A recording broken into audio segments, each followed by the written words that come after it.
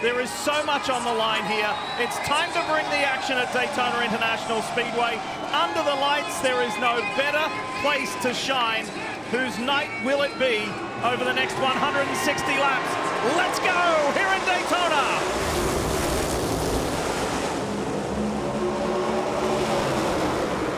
Best ever start at this track for the guy third down on the low line, Josh Berry, as Michael McDowell will lead this field into one.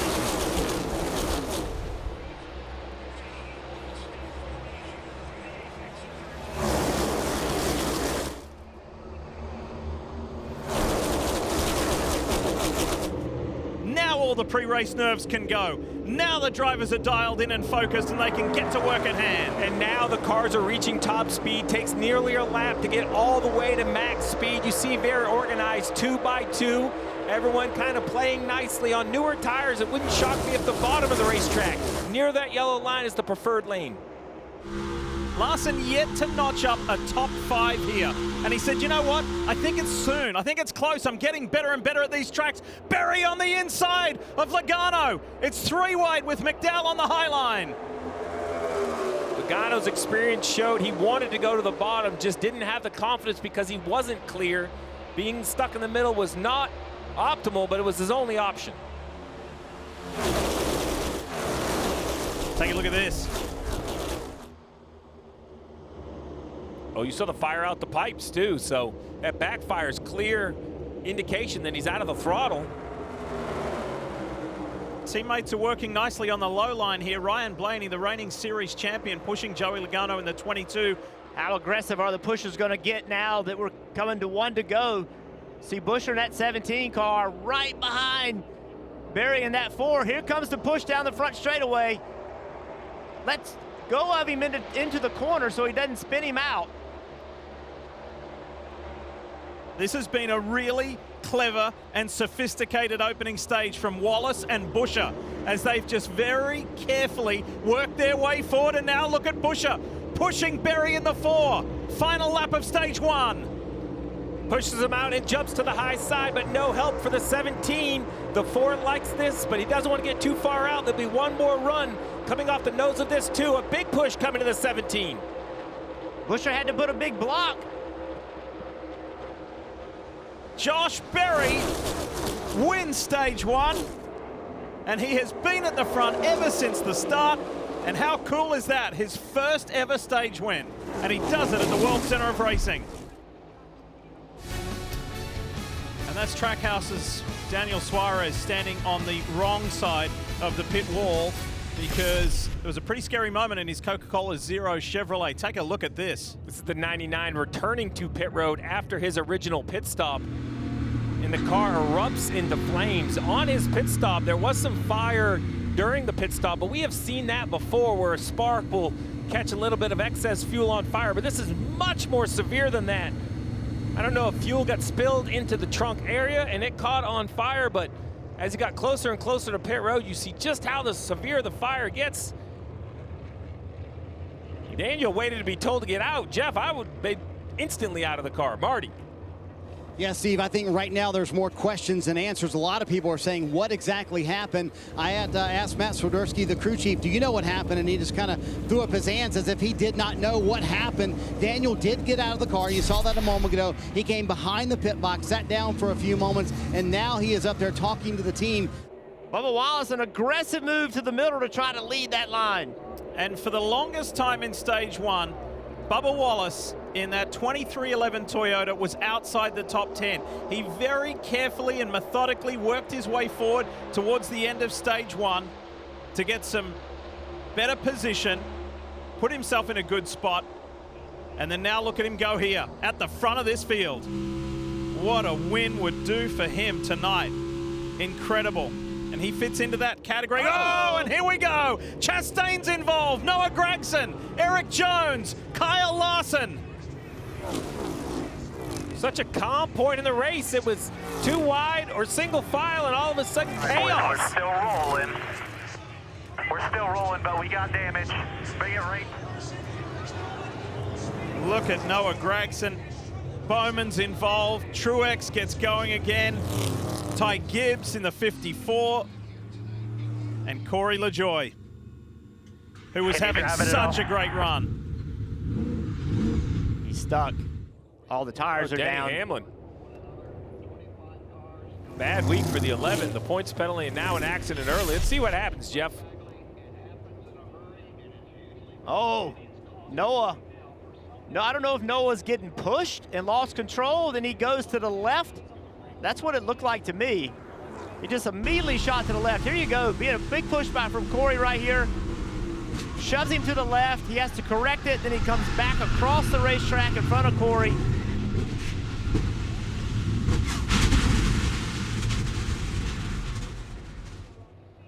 And that's what we talked about earlier. You can push and you can shove, but when you don't do it correctly and you get it wrong just by a little bit, you mistime it, this is what happens. Here you go. Watch the 7, the 10, the 1. The 10 is against the 1. The 7 starts pushing him. There's nowhere for the 10 to go. The unpredictability Lee of Daytona strikes again. Ross Chastain came in +1 above the cut line, and now they have a damaged race car. Phil Surgeon told his guys, we cannot go down a second lap, so time very limited here to work on the car, and they're worried about the front splitter. Well, you can see it sparking right there as it drags the racetrack. Going to be very hard for the 1 to get to minimum speed. That's what's required. Let's talk more about Tyler Reddick. Here's Parker. Right, as we see him starting to get towards the front, he actually got a little bit of damage in that wreck. They got hit on both sides. I just spoke to his crew chief, Billy Scott. He said they put a little bare bond basically on the rocker pedal, but as they got going, Tyler confirmed the car. Oh, wow, what a move. What a save. My goodness. Hold your lane here. Hold your lane. Being pushed by his teammate. Oh, a little bit of contact there from the side. The Coke Zero Sugar 400 has ended prematurely for Corlig Racing's Shane Van Gisbergen. Check this out. There were multiple incidents happening at the one time. Martin Truex Jr. with a flat front left, Eric Jones, and the plume of smoke is SVG in the middle. Yeah, there's a lot going on. Fortunately, Jones was able to catch that car. He wasn't in the corner when that right front went down. Everybody was able to get around him. Well, the flat is obvious very early for the 43. Everyone behind does a nice job of kind of getting around him. I'm not sure what happened. It's crazy to think that that flat tire and the expired engine are connected, but the timing says the opposite. And it was all happening 1, 2, 3 because Truex was way behind just coming off turn 2. He was experiencing that flat, and then this is Van Gisbergen bringing it back to pit road. Yeah, that fire is out of the pipes. Cindric switches to that low line. What a recovery that was right here before. After side slapping with Kyle Larson, it could have been night done for Cindric as we go on board with thanks to Hunt Brothers Pizza to his teammate Joey Logano. Watch this push right here from Logano, right to the rear bumper. This is when the cars drive the worst on this racetrack. Cars get light in the trial. You got to be careful how you push through there. Logano going to push him all the way to 1. Then get away from him.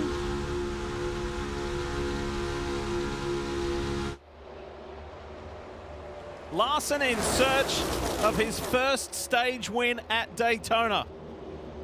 Brad Keselowski looking for his first stage win this year.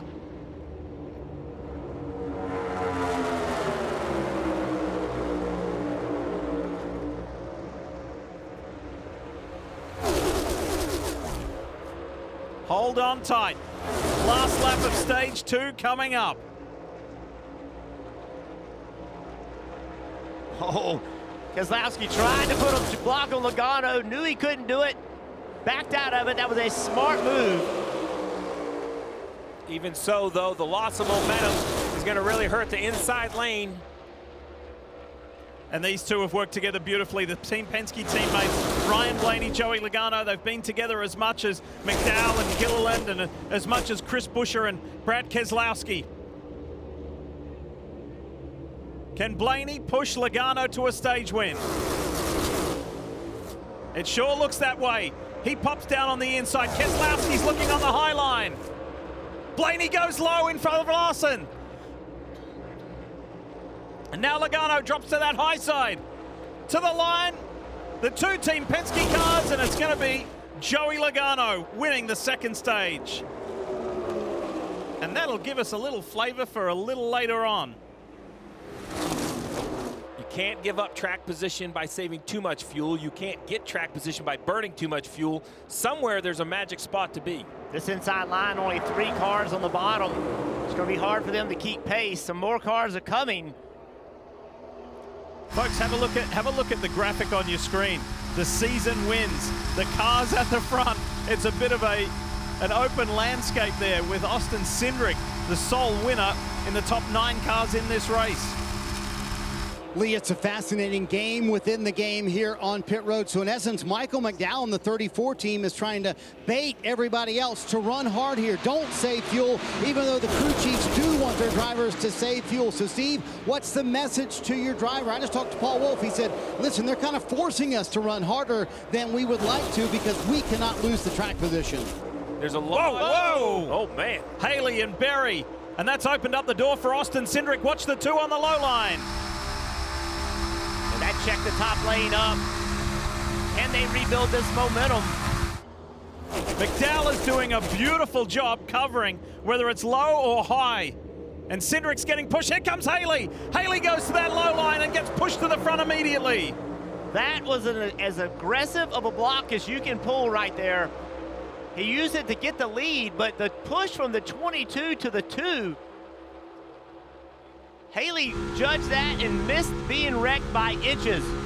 Justin Haley, in his 5th appearance in this summertime Daytona race, is celebrating his 5th anniversary of winning here in that rain-shortened event. And he's at the front of this field. You just got to give as much notice as possible.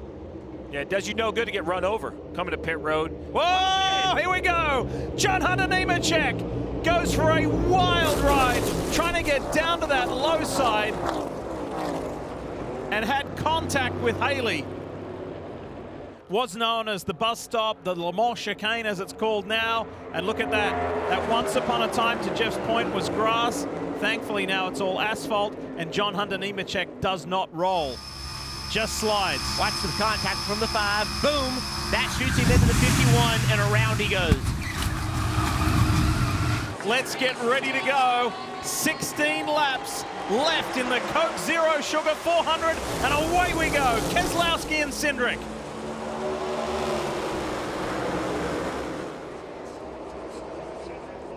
All the shoving, all the pushing that we've seen so far is going to be nothing compared to what we're going to see in the next 16 laps.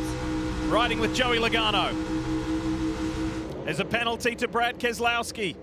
The night has gone away from the RFK man. And remember the rule. The control car, he has to leave first in the restart zone. The 2, he was the leader of the race, so he has to launch first. Brad Keselowski clearly gets the launch. Can he push his way further forward over these closing 8 laps coming up? Oh, they got together at 3. Whoa! McDowell goes up high. Larson is in it. Reddick's in it. Logano, Wallace, Haley. That all started in turn 3. Cindric tried to lift to prevent it from happening, but he did not lift quick enough. Tries to get to the outside, lifts right there, and still contact. And then, look at this. Whoa.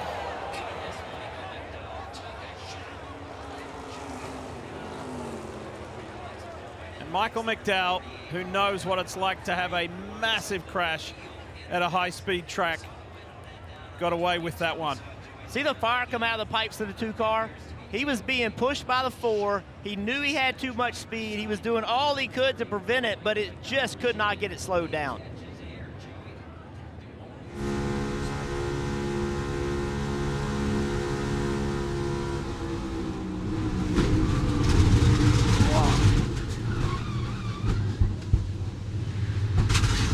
See the additional aerodynamic devices that were applied on the cars this week to prevent the cars from getting in the air.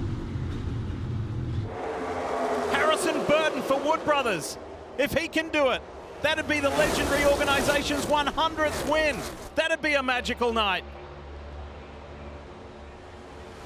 Who's going to try to make it 3 wide? Whoa! Whoa! Berry's gone, and he goes up and over.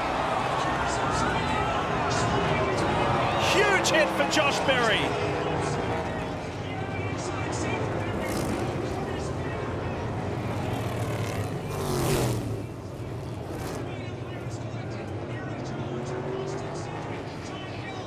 Eric Jones is involved. There we go. Now the AMR safety team content. And there's Josh. There we go. There's the thumbs up. That was a scary wreck. Watch this car, how quickly, when it gets spun, contact. The 2 is getting pushed, and as soon as that car was pushing him, got turned around and went. This is what scared me, because Josh is hanging on his belts. He's not in his seat. He's hanging on his belts and has that frontal impact. Everything that went right for the 34 to set his car back on the wheels didn't go right for Josh Berry, and I'm with you, Jeff.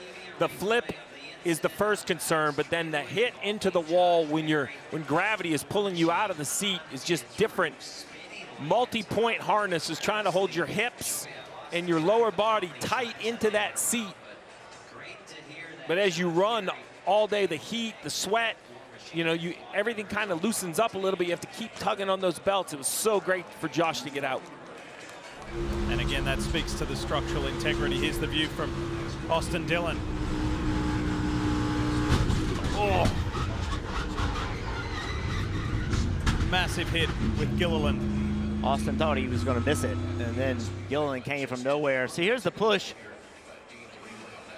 from behind, and then it moved the 2 car up. And again, pushing gone wrong. What a violent hit. Is it going to be somebody with a win already this season, or is it going to be a fresh winner race their way into the playoffs?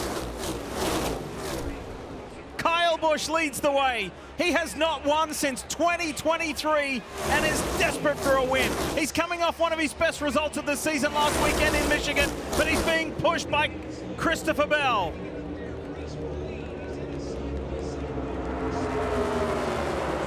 A little bit of space, a little bit of room.